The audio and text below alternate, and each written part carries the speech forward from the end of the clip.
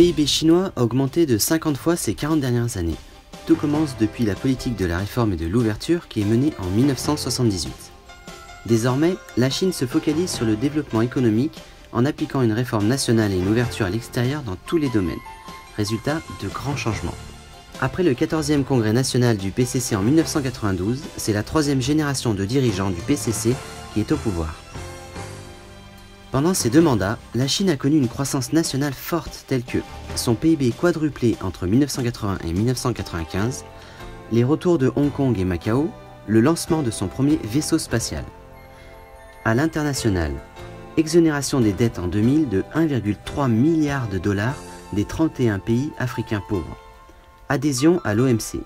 Le PIB chinois dépasse 1400 milliards de dollars l'année d'après. Avec une économie internationalisée, les valeurs de mondialisation des Chinois ont été largement renforcées. Après le 16e congrès national du PCC en 2002, la quatrième génération du dirigeant du PCC prend le pouvoir.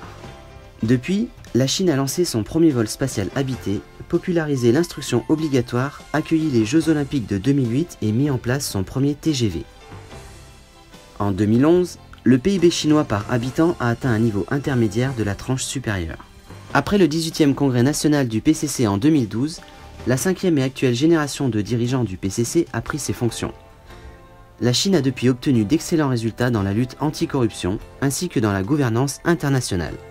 Plus de 200 hauts fonctionnaires ont été condamnés depuis 2012. L'assurance médicale couvre 1,3 milliard de Chinois en 2015. Le prix de l'immobilier baisse en douceur. Sur le plan mondial, la Chine a promis de réduire de 40% ses émissions de carbone au sommet de Copenhague sur le climat.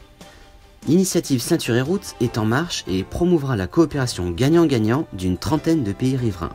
Mention spéciale pour le G20 à Hangzhou et pour le sommet des BRICS à Xiamen, où la Chine joue toujours un rôle très important dans l'économie internationale. 96 ans après la naissance du PCC, ses membres sont passés d'une dizaine à plus de 89 millions d'individus. Rappelons que la Chine n'était pas capable de produire des allumettes à cette époque.